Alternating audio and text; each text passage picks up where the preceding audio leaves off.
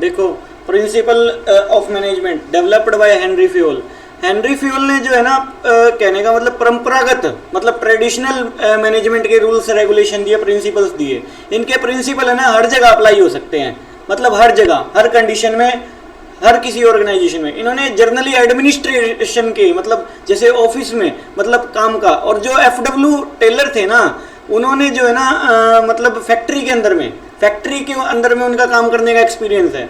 वो ये देखना चाहते थे कि भाई काम को कितना एफिशिएंसी से कितना सस्ते से सस्ता करवाया जा सके। एफडब्ल्यू टेलर इसके बारे में बोलते थे। ये जो है एडमिनिस्ट्रेशन एफिशिएंसी चाहते थे, तो इन्होंने एडमिनिस्ट्रेशन के ऊपर काम किया। परंपरागत सिद्धांत हेनरी फ्यूल हिंदी में बोले तो ठीक है। अभी देखो इसके अंदर में ये जीवन काल वगैरह तो नहीं आएगा। देखो इसके अंदर में देखो हेनरी फ्यूल की यहाँ से अपने जो 14 प्रिंसिपल ऑफ मैनेजमेंट है ना वो बात करेंगे। देखो सबसे पहले division of work. Division of work का मतलब क्या होता है, काम को ऐसे विभाजित किया जाए कि सामने वाले को इंटरेस्ट आए काम करने में। अब आपको क्रेन चलानी अच्छी आती है तो आपको क्रेन चलाने का काम दिया जाए। अब मान लो किसी को मशीन ऑपरेट करनी अच्छी आती है, उसको मशीन ऑपरेट करने का काम दिया जाए। कोई मार्केटिंग का काम अच्छा करता है उसको मार्केटिंग का काम दिया जाए। कोई परचेज लेवल का काम अच्छा करता है उसको परचेज का काम दिया जाए। हेनरी फ्यूल ये कहते हैं कि अगर आप उनको उनके इंटरेस्ट के अकॉर्डिंग काम दोगे ना, एफिशिएंसी आएगी काम में, एक्सपर्टाइज भी आएगी काम के अंदर में, निपुणता आएगी काम के अंदर में, आपको काम अच्छे से अच्छा मिल पाएगा। बात ये है। पहला पॉइंट तो ये था डिवीजन ऑफ वर्क। दूसरा point authority and responsibility. What is authority and what is responsibility? Authority और रिस्पॉन्सिबिलिटी साथ साथ चलती है, कहने का ये मतलब है। अगर आप सामने वाले को रिस्पॉन्सिबल ठहराना चाहते हो ना तो आप उसको पावर भी दो। अगर आप उसको पावर नहीं दे सकते ना तो आपको रिस्पॉन्सिबल ठहराने का उसको कोई अधिकार नहीं है, समझ आई? अगर आप एम्प्लॉय को रिस्पॉन्सिबल ठहरा, आप एम्प्लॉय के डंडा दे रहे हो कि भाई नहीं नहीं नहीं है, ये भी काम नहीं किया, वो भी काम नहीं किया, ये भी काम नहीं किया, उसको बेचारे को कोई पावर है नहीं, उसको आना बोलने नहीं देते, उससे पहले खुद बोल के चल जाते हैं, समझ आई? मतलब कहने का क्या है, एम्प्लॉय को अथॉरिटी भी दो साथ साथ, अगर पावर भी दो, मतलब अगर आप उसको रिस्पॉन्सिबल जिम्मेदार ठहराना चाहते हो ना तो उसको सफिशिएंट पावर होनी चाहिए उसके पास काम करने की, उसको कंट्रोल करने की। दूसरा मैनेजमेंट का प्रिंसिपल ये था, बिना अथॉरिटी के मैं रिस्पॉन्सिबिलिटी लूंगा ही नहीं। सामने वाला देगा तो तब जब मैं लूंगा ही नहीं। भाई मेरे को पावर कहाँ है? अब मान लो क्लास में खड़ा बोल दे तो आपको सिर्फ खड़ा होना है, बच्चे कोई पेपर कर रहे हैं मान लो, कुछ नहीं बोलना, तो मैं लूंगा ही नहीं रिस्पॉन्सिबिलिटी। एक बीच में फ्लाइंग आ गई मान लो, कहते आप क्या चेकिंग कर रहे हो, क्या बैठे हो यहाँ पे, क्या खड़े हो? सामने वाला तो रिस्पॉन्सिबिलिटी तभी लेगा जब अथॉरिटी उसको मिले प्रॉपर। बात ये होती है। अभी देखो according to this principle authority and responsibility should go hand in hand. It means that when a particular individual is given a particular work and he is made responsible for result, मतलब क्या वो उस चीज के लिए responsible तब होगा जब उसको उस काम करने की पावर दी जाए। अब मैंने आपको क्रेन चलाने के लिए बोला, आप अपने हिसाब से डिसीजन ले सकते हो। छोटा सा कोई काम करने के लिए बोला, आप अपने हिसाब से डिसीजन लो। आपसे मैं मतलब आप मेरे प्रति जिम्मेदार हो, आपको जवाब देना पड़ेगा मेरे को, सीधी सी बात है।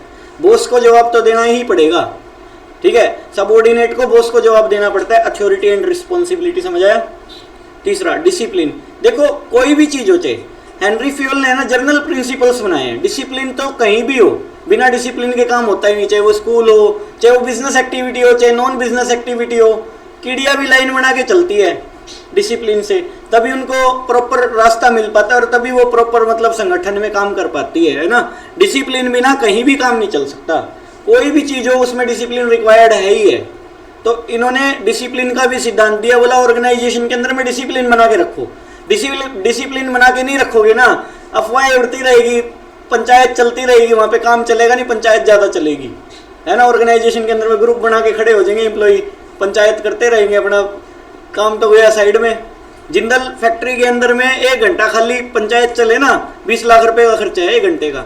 1 घंटा एम्प्लॉय खाली बैठ जाए तो अब सोच के देखो, डिसिप्लिन नहीं होगा तो काम कैसे होगा? प्रॉपर डिसिप्लिन मेंटेन करते हैं, प्रॉपर सुपरवाइजरी है, प्रॉपर सारी चीज है, प्रॉपर पैनल बनाया हुआ है हर चीज का। अभी देखो unity of command. Unity of command पता क्या होता है? यूनिटी ऑफ कमांड का मतलब होता है, अब मैं मान लो एम्प्लॉय हूँ, सपोज करो मैं किसी ऑर्गेनाइजेशन में एम्प्लॉय हूँ, मेरे सिर पे है ना 4 मैनेजर है, वो कहो इधर आइयो, वो कहो इधर आइयो, वो कहो इधर आइयो, वो कहो इधर आइयो। काम किसका करूंगा भाई, मैं तो हटता ही रह जाऊंगा। मैं भैया तेरे को बुलाना है तो तेरे को बुला, तू तेरे को बुलाना तेरे को बुला, एक ही आदमी का ऑर्डर सुनूंगा मैं आप कमांड दे रहे तो आप ही की कमांड सुनूंगा ना। हेनरी फ्योल ये कहते हैं कि एक मैनेजर एक लेबर को कमांड देगा, एक लेबर एक मैनेजर की कमांड सुनेगा, सीधी सी बात है। अब मैं कमांड ही सुनने में रह जाऊंगा, 10 मैनेजर है, वो कहेगा इधर आ, वो कहेगा इधर आ, वो कहेगा इधर आ, लेबर काम ही नहीं कर पाएगा, लेबर तो घूमता ही रह जाएगा ऑर्गेनाइजेशन में, उसका टाइम भी बर्बाद हो जाएगा, है ना। वो उसका 10% काम हुआ, उसने बुला लिया इतनी देर में, उसका 5-7% काम पूरा हुआ, उसने बुला लिया ना। यूनिटी ऑफ कमांड का मतलब क्या है, एक लेबर को एक मैनेजर से कमांड मिलेगी, मैनेजर चाहे दे 10 लेबरों को कमांड, नो डाउट, लेकिन एक लेबर एक मैनेजर की सुनेगा। बात ये है, एक मैनेजर के नीचे जब 50 एम्प्लॉई हो, आप 50 को ऑर्डर दो कोई बात नहीं है, लेकिन एक लेबर एक से सुनेगा, एक की मानेगा ना, एक की सुनेगा, उसके ऊपर जस्ट जो ऊपर है उसकी सुनेगा वो। बात ये है, मतलब डिफरेंट कॉम्बिनेशन में नहीं, कभी कोई बोल रहा है, कभी कोई बोल रहा है, कभी कोई बोल रहा है, गलत हो जाएगा ये काम। तो इसके बाद में आगे चलो, यूनिटी ऑफ डायरेक्शन, 5वां सिद्धांत इन्होंने क्या दिया, प्रिंसिपल ऑफ मैनेजमेंट क्या दिया, यूनिटी ऑफ डायरेक्शन क्या देखो, according to this principle there should be one hand and one plan for a group. मतलब कहने का क्या है, जैसे अब कोको कोला कंपनी है, लिम्का की सारी एडवर्टीजमेंट मार्केटिंग वगैरह पर्सनल वगैरह सब अलग है, कोक का अलग है, देखा होगा लिम्का की एड अलग से आती है, कोक की एड अलग से आती है, तो कोको कोला की ब्रांड, हाँ कोको कोला की है, फेंटा है, कोको कोला का ही है, ठीक है, किलनी सोडा है, अलग से ऐड आती है। क्यों आती है अलग से ऐड, क्योंकि इन्होंने डिवीजन किया हुआ अपना प्रोडक्ट वाइज, उस प्रोडक्ट की मार्केटिंग अलग होगी, उसकी फाइनेंसिंग अलग होगी, उसके प्रोडक्शन अलग, सारा कुछ अलग किया वो उसका। मतलब कहने का क्या है, एक ग्रुप बना दो किसी चीज का पर्टिकुलर, हाँ एक प्लान, एक ग्रुप बना दो और उस ग्रुप को उसके अंदर में फॉलो करवाओ। बात ये देखो, according to this principle there should be one hand and one plan for a group. देखो activity having the same objective. For example, suppose as automobile company is manufacturing 2 product, namely scooter and car. मतलब automobile company scooter और car बना रही है, अच्छा, hence having 2 division, 2 division बनाओ, एक scooter का बनाओ और एक कार का बनाओ, ठीक है। As each product has its own market and problems. भाई स्कूटर की अलग मार्केट है, कार की अलग मार्केट है, ठीक है, उसकी प्रॉब्लम उसके हिसाब से सुलझाई जाएगी उसके ग्रुप द्वारा, और हमारी प्रॉब्लम हमारे ग्रुप द्वारा हमारे हिसाब से सुलझाएगी, क्योंकि दोनों के सर्कमस्टांसेस अलग अलग हो सकते हैं, दोनों की प्रॉब्लम्स, दोनों का मार्केट क्राइटेरिया, दोनों का मार्केट कवरेज अलग अलग हो सकता है, सीधी सी बात है। तो यूनिटी ऑफ डायरेक्शन उसके ग्रुप के अकॉर्डिंग दो, जो वो ग्रुप काम कर रहा है ना उसके अकॉर्डिंग उसकी डायरेक्शन होनी चाहिए। बात ये है, अब वो बाइक बेच रहे हैं तो बाइक के अकॉर्डिंग उनका होना चाहिए काम धंधा, यूं नहीं कि गाड़ी बेचने वाला मार्केटिंग वाला वो सारा सिस्टम चला दिया उसी के अंदर में भी फेल हो जाएगी ना मार्केट, ये बात है। अब आगे देखो डिफरेंस देखो इसके अंदर में, unity of command and unity of direction में क्या डिफरेंस है, इन दोनों में क्या डिफरेंस है। यूनिटी ऑफ कमांड क्या है, एक लेबर जो है एक मैनेजर से कमांड लेगा, दूसरे से कमांड नहीं लेगा ये, क्योंकि वो कमांड लेता ही रह जाएगा, काम कर ही नहीं पाएगा, काम कब करके देगा। अभी देखो, according to this principle all activities having similar objective, मतलब अगर सिमिलर ऑब्जेक्टिव है ना तो एक ग्रुप में रख दो उसको, और उसके अंदर में उस ग्रुप को पूरा, मतलब उस ग्रुप गोल को पूरा करवाने के लिए अथक प्रयास करो। बात ही है, देखो इसके अंदर में क्या है, should be completed under the supervision of 1 person. उस ग्रुप को एक 1 पर्सन के अंदर में छोड़ दो, मैनेजर हो गया वो उस ग्रुप का, ठीक है, वो संभाल लेगा, ठीक है। And there should be 1 plan of action for such type of activity. मतलब इसके लिए एक 1 प्लान ऑफ एक्शन होना चाहिए, एक कोई दूसरा ग्रुप है, ग्रुप सेकंड है तो उसके लिए सेकंड प्लान ऑफ एक्शन होना चाहिए, ठीक है। इसके बाद में एम देखो, इट प्रिवेंट ड्यूल सबऑर्डिनेशन, ये ड्यूल सबऑर्डिनेशन को रोकता है।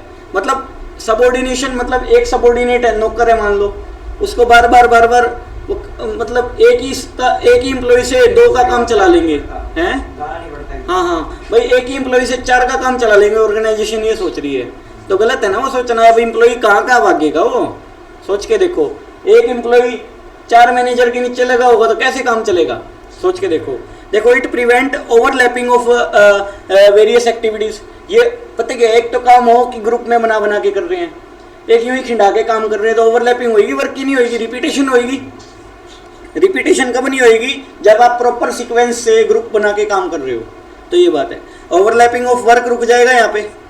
यहाँ पे क्या है इम्प्लीकेशन देखो, it affects an individual employee, ये इंडिविजुअल एम्प्लॉय पे, ये पूरे ग्रुप पे इफेक्ट करेगा। इट इफेक्ट एंटायर ऑर्गेनाइजेशन, ये पूरे एंटायर ऑर्गेनाइजेशन पे अफेक्ट करेगा, क्योंकि ग्रुप बने हुए हैं, वो ग्रुप के गोल को पूरा, अगर सारे ग्रुप के गोल पूरे होंगे तो ऑर्गेनाइजेशन का गोल पूरा होएगा, ऑब्वियस सी बात है। अभी देखो, subordination of individual interest to general interest, मतलब कहने का क्या है, सबऑर्डिनेट का इंटरेस्ट बाद में होना चाहिए और इंटर ऑर्गेनाइजेशन का इंटरेस्ट पहले होना चाहिए, कहने का ये मतलब है। सबऑर्डिनेट से यूं थोड़ी पूछेंगे तो बता तेरी क्या इच्छा है, वो बोलेगा मैं तो काम ही नहीं करना चाहता, मेरे को तो हिमालय पे घूमना है, पहाड़ियों पे घुमाते रहो मेरे को तो सारी उम्र, मतलब उसको तो काम करना ही नहीं है, उसकी तो इच्छा ही है, कर दो उसकी इच्छा पूरी। सबऑर्डिनेट का इंटरेस्ट बाद में होना चाहिए, ऑर्गेनाइजेशन का इंटरेस्ट पहले होना चाहिए, क्योंकि सबऑर्डिनेट की सुनोगे ना काम ही नहीं कर सकते, ना आप करवा सकते ना वो कर सकता, आप उसकी सुनते ही रह जाओगे। एम्प्लॉय ऐसे ही होते हैं, जैसे अभी ये मजदूर वगैरह मिस्त्री वगैरह सारे एक जैसे ही होते हैं, एक ही थाली के होते हैं सारे के सारे। हाँ समझ लो, कुछ भी समझ सकते हो। अगर आप इनसे काम नहीं करवाओगे ना, ये काम करके राजी नहीं है जल्दी से, समझ आई? मतलब कहने का क्या है, सबऑर्डिनेट का इंटरेस्ट बाद में होना चाहिए। इनको आप ज्यादा सिर पे चढ़ाओगे ना, ये ज्यादा वो करेंगे, निकम्मापन करेंगे, समझ आ रही है? सबऑर्डिनेट का इंटरेस्ट बाद में होना चाहिए, पहले ऑर्गेनाइजेशन का इंटरेस्ट। छठा सिद्धांत ये दिया था। सातवां सिद्धांत क्या दिया इन्होंने, बहुत एक्सपीरियंस से सिद्धांत बनाए। एक्सपीरियंस मतलब इनको कुछ प्रॉब्लम्स आई होगी, फेस करनी पड़ी होगी, तभी इन्होंने सिद्धांत बना दिए। बोले हम ये सिद्धांत बना के दे रहे हैं, आप अपनी ऑर्गेनाइजेशन में फॉलो करोगे तो आप अपनी ऑर्गेनाइजेशन को सक्सेस की ओर ले जा सकते हो। सिद्धांत का मतलब नियम, आप अपनी ऑर्गेनाइजेशन को इफेक्टिव कैसे बना सकते हो, है ना? तो ये बात है, ये तो जर्नल गाइडलाइंस है, आपको पालन करनी है करो, नहीं करनी मत करो। मैनेजर अगर पालन करेगा तो मैनेजर की एफिशिएंसी बढ़ेगी, नहीं तो नहीं बढ़ेगी। ये तो देके चले गए, आपको मानना है तो मानो, नहीं मानना तो मत मानो। अगले तो देके जाली ऊपर, मैनेजर के लिए तो देखे गए हैं, कई सालों की तपस्या की इन्होंने, जब तो 14 प्रिंसिपल ऑफ मैनेजमेंट बनाए होंगे, ठीक है? ऐसे ही नहीं बनाए, मतलब कई साल का एक्सपीरियंस है इनका कि ये होने चाहिए। रेम्यूनरेशन ऑफ एम्प्लॉय, रेम्यूनरेशन का मतलब है सैलरी, वेजेस, मतलब एम्प्लॉय को रेम्यूनरेशन प्रॉपर मिलनी चाहिए ताकि एम्प्लॉय मोटिवेट होकर काम कर सके, ऑर्गेनाइजेशन में मशीन पे ऑपरेट कर सके अच्छे से। अगर एम्प्लॉय को रेम्यूनरेशन प्रॉपर नहीं दी जाएगी ना तो एम्प्लॉय डिमोटिवेट हो जाएगा, हाँ काम नहीं करेगा हमारा एम्प्लॉय, हमारा जो मजदूर है वो काम नहीं करेगा। अगर मजदूर काम नहीं करेगा तो हमारी ऑर्गेनाइजेशन का विकास रुक जाएगा। हाँ मतलब इनका एक एक्सपीरियंस ये था, इनका प्रिंसिपल ये था कि रेम्यूनरेशन प्रॉपर होनी चाहिए एम्प्लॉय को, उनके बच्चों को प्रॉपर स्कूल में एडमिशन, जैसे जिंदल स्कूल है फ्री फैसिलिटी दे देते हैं कुछ एक स्कूल के बच्चों को, है ना? इनको जिंदल हॉस्पिटल की फैसिलिटी दी हुई है, भाई कोई मान लो बीमार हो जाए, कोई लेबर बीमार हो जाए, कुछ हो जाए तो फैसिलिटी भी दे दी, है ना? मतलब प्रीरिक्विजिट्स भी बहुत दी हुई है इनको, सुख सुविधाएं बहुत दी हुई है इनको, कमरा प्रोवाइड करवाया हुआ है रहने के लिए, है ना? मतलब क्वार्टर, रहने के लिए क्वार्टर प्रोवाइड करवाया, वो क्वार्टर नहीं अच्छा चलो आगे चलो क्या वही क्वार्टर अच्छा अभी देखो आठवां अभी देखो अभी देखो सेंट्रलाइजेशन थोड़ी आप लेबरों को क्वार्टर प्रोवाइड करवाओगे क्वार्टर मतलब वो क्वार्टर अभी देखो सारे फेल हो जाएंगे अभी देखो सेंट्रलाइजेशन, हाँ सेंट्रलाइजेशन एंड डिसेंट्रलाइजेशन। देखो सेंट्रलाइजेशन एंड डिसेंट्रलाइजेशन का मतलब क्या है? सेंट्रलाइजेशन का मतलब होता है जब मैनेजर सारी पावर अपने हाथ में ही रखता है, जब वो लेबरों पे विश्वास नहीं करता, this is called centralisation, centralise रखता है किसी चीज को। और एक होता है डिसेंट्रलाइजेशन, डिसेंट्रलाइजेशन का मतलब थोड़ी थोड़ी थोड़ी थोड़ी पावर सभी इंप्लॉइज को बांट देना ऑर्गेनाइजेशन के अंदर में। सेंट्रलाइज देखो, according to this principle superiors should adopt effective centralisation, ना तो डिसेंट्रलाइजेशन करे प्रॉपरली और ना ही सेंट्रलाइजेशन करे, इफेक्टिव सेंट्रलाइजेशन करे। मतलब कहने का सीधा सीधा भाव ये है, इंपॉर्टेंट काम तो खुद रख ले, फालतू काम लेबरों को बांट दे, ले भैया तू ये कर ले, तू ये कर ले, तू ये कर ले, इंपॉर्टेंट काम खुद संभाल ले, समझ आई? मतलब जो मेन मुद्दे हैं ना, मेन एरिया है, मेन जो कोर एरिया है वो खुद मैनेजर संभाले, और छोटे मोटे जो फालतू काम है ना, फालतू के काम है वो लेबरों को बांट दे, लेबर राजी हो जाएंगे, समझा, लेबर राज्य हो जाएगा, हाँ भाई हमने ये भी डिसीजन लिया, हमने भी डिसीजन लिया है, हम भी मैनेजमेंट का पार्ट है, लेबर ये मान के चलेंगे, ठीक है। लेबरों को क्या पता इफेक्टिव सेंट्रलाइजेशन हो रहा है यहाँ पे, मैनेजर को सोचने का टाइम मिलेगा ना, अगर बर्डन प्रूफ होएगा मैनेजर तो कुछ सोच पाएगा मैनेजर, सीधी सी बात है। 8वां समझाया। 9वां देखो, 9वां देखो scalar chain. Scalar chain approach बनाई इन्होंने, कम्युनिकेशन के लिए बनाई इन्होंने, स्केलर चेन डिफाइंड की ऐसे, ठीक है। स्केलर चेन देखो ए बी सी डी, देखो मैनेजमेंट है ना 3 लेवल पे होती है, हाँ देखो top level, middle level, lower level. अगर लोअर लेवल को देखो लेबर को बात करनी हो तो वो किससे करेगा, सुपरवाइजर से। सुपरवाइजर को किसी से बात करनी है तो मिडिल लेवल मैनेजर से। मिडिल लेवल मैनेजर कौन होते हैं, डिपार्टमेंटल मैनेजर्स जो होते हैं, जैसे प्रोडक्शन मैनेजर, सेल्स मैनेजर है ना, एचआर मैनेजर, अकाउंटिंग मैनेजर, ये सब लोग, मार्केटिंग मैनेजर, परचेज मैनेजर्स, ये सब लोग कौन होते हैं, डिपार्टमेंटल मिडिल लेवल मैनेजर होते हैं। ये अपने अपने डिपार्टमेंट को संभालने का काम करते हैं। टॉप लेवल मैनेजर में, मैनेजमेंट में कौन आता है, सीईओ है ना, हाँ ये सारे बड़े बड़े लोग जो हैं टॉप लेवल मैनेजमेंट का हिस्सा है। अब यूं थोड़ी है वो पिक्चर की तरह, अनिल कपूर की तरह वो सीधा डायरेक्टर के पास पहुंच जाएगा बात करने के लिए, हाँ पता क्या है, ये नहीं जा सकता एम्प्लॉई सीधा, पहले इसको सुपरवाइजरी के पास जाना पड़ेगा, सुपरवाइजर इसके पास जाएगा, ये बात यहाँ तक पहुँचाएगा। हाँ क्या, हाँ कहने का मतलब ये है कि एक प्रोसेस से फॉलो होएगी कोई चीज़, यूँ नहीं है कि भाई कोई भी कहीं पे भी जाके किसी से भी बात कर ले, फॉर्मल ऑर्गेनाइजेशन है ना ये, एक प्रॉपर सिरे से जाना पड़ेगा आपको जैसे भी जाओगे। देखो ये बनाई हुई, देखो ये लेटर बनाया हुआ है, देखो एफ को अगर बात करनी है तो ई के पास जाएगा, ई को डी, डी सी, फिर बी ए, ऐसे जाएंगे, ये देखो ऐसे ही जाएंगे, सही है, ऐसे चलेगी। तो ये स्केलर चेन है। फ्यूल लेडर भी बोल दो इसको तुम। फ्यूल देखो has explain the principle with the help of a ladder, और देखो double chain as shown in the diagram. देखो for example in a company the employee E wants to have conduct with the employee O, देखो according to the principle of scalar chain E shall have to reach A through the median of D C B. मतलब कहने का ये B से बात करनी है तो इसको यहाँ से जाना पड़ेगा, इसको ए से बात करनी है तो इतने इतने फॉलो करने, ये सब है, वही बात है, ठीक है। अब आगे चलो, हाँ ये बड़ा अभी कर रहे हैं। देखो यूटिलिटी, यूटिलिटी क्या है, देखो due to more clear system of authority and communication problem can be solve faster. मतलब प्रॉपर अथॉरिटी दी है, किसी के ऊपर कोई है, किसी के ऊपर कोई है, किसी के ऊपर कोई है ना, किसी के नीचे कोई है, हमने प्रॉपर अथॉरिटी एंड रिस्पॉन्सिबिलिटी दी है ताकि प्रॉपर कम्युनिकेशन हो सके, ताकि पता चल सके कौन किसके ऊपर है, कौन किससे ऑर्डर लेगा, कौन किसको ऑर्डर देगा। हाँ गलतियां भी पता चलती रहेगी, बिल्कुल ठीक बात है, ठीक है। इसके बाद में देखो गैंग प्लैंक। देखो गैंग प्लान का मतलब क्या, देखो एक गैंग बनेगी, एक मतलब एक ग्रुप बनेगा प्रॉपर, भाई उसको बात करनी है उससे करो, उससे बात करनी है उससे करो। देखो हाँ देखो it is the exception of the principle of scalar chain the concept was developed to establish a direct contact with employ of equal rank. भाई इक्वल रैंक क्या है, जैसे मान लो डिपार्टमेंटल मैनेजर है, जैसे प्रोडक्शन वाला है, सेल्स वाला है, दोनों आपस में बात कर सकते हैं ना डायरेक्ट। अब ये थोड़ी है कि भाई लेबर है टॉप लेवल मैनेजमेंट से बात कर लेगा, लेबर को अगर किसी से बात करनी है तो लेबर क्या है अपने मैनेजमेंट अपने सुपरवाइजर से बात करेगा, सुपरवाइजर को अगर बात करनी है तो वो मिडिल लेवल के पास जाएगा, अगर middle level to middle level बात करनी हो तो वो कर सकते हैं आपस में बात, ठीक है। तो ये बात है। देखो जैसे ये दिया हुआ फोरमैन, सुपरिटेंडेंट, मैनेजर है, डायरेक्टर, इस तरह से।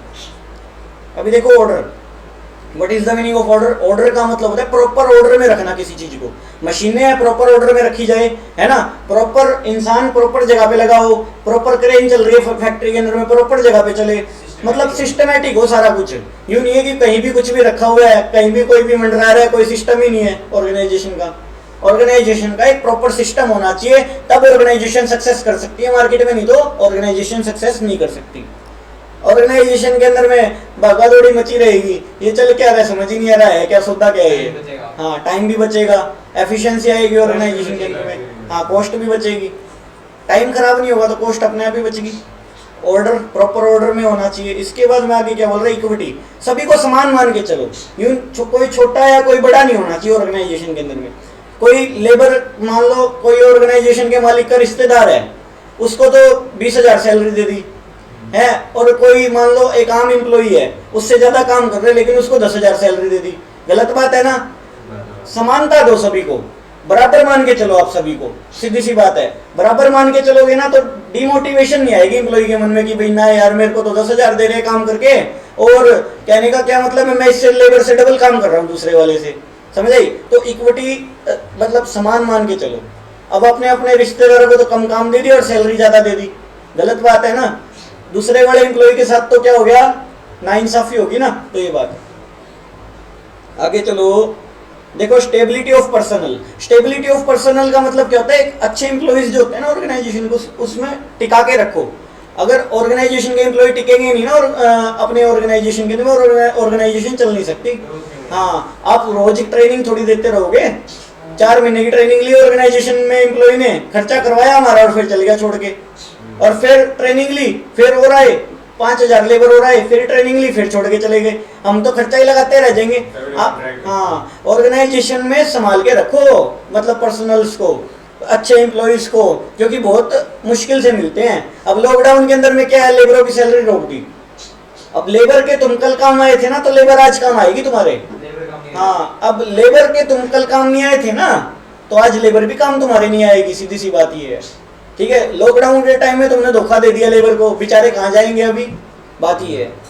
तो ये बात है, तुम तो अपना प्रॉफिट देख रहे ना, फैक्ट्री तुम्हारी है, मान लो बंद होगी, चलो कोई बात नहीं, बॉर्डर एरिया बंद हो गए, लेकिन लेबर जाएंगे कहाँ भाई, बात ये है ना।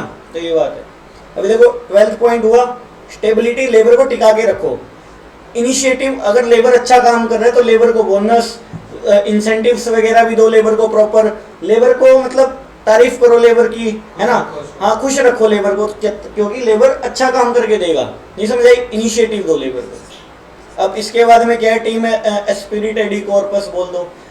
हाँ, टीम स्पिरिट मतलब टीम की भावना। अपनी ऑर्गेनाइजेशन में टीम का विकास करो, अपनी ऑर्गेनाइजेशन को एक टीम मान के चलो कि भाई हमारी एक टीम है पूरी की पूरी, ठीक है, हमको एक टीम की तरह काम करना है, एक घर की तरह काम करना है। ऑर्गेनाइजेशन में अगर ऐसी बात होगी ना, तो सभी लोग क्या है, एक मतलब अपनी पूर्ण शक्ति से काम करेंगे, अपनी फुल शक्ति के साथ में काम करेंगे, इफ और देखेंगे नहीं। हाँ, कंपटीशन हट जाएगा, और हाँ, मतलब कहने का क्या है, कोऑपरेशन आ जाएगा, कोऑपरेट करेंगे एक दूसरे को, लोग टीम भावना की तरह काम करेंगे। एक टीम का एक प्लेयर भी खराब होना मैच करवा सकता है। अब ऑर्गेनाइजेशन का एक एम्प्लॉय भी खराब है ना, उसका बिहेवियर खराब है, बोलने का तरीका नहीं है, उसको सिस्टम नहीं है, तो वो सारी ऑर्गेनाइजेशन को लेके बैठ जाता है। ऐसे एम्प्लॉयज रखो जो टीम भावना रखे अपने मन में कि भाई हाँ, हमको टीम के साथ मिलके काम करना है। यूँ नहीं है कि भाई वो तो इतना कर रहा है, ये है वो है, चुगली चट्टे करता रहे सारा दिन, सिस्टम चलता रहे, ऑर्गेनाइजेशन तो खराब ही होगी ना उसमें। तो ये बात। अब इसके बाद में देखो हेनरी फ्यूल और टेलर में क्या डिफरेंस है। देखो पर्सपेक्टिव, देखो टॉप लेवल मैनेजमेंट, क्योंकि फ्यूल जो है टॉप लेवल मैनेजमेंट के थे, एडमिनिस्ट्रेटिव इन्होंने मैनेजमेंट के प्रिंसिपल बनाए। इन्होंने देखो शॉप हाँ, फ्लोर लेवल ऑफ फैक्ट्री, इन्होंने हाँ ये फैक्ट्री लेवल पे इन्होंने बनाया, क्योंकि ये फैक्ट्री लेवल पे काम करते थे।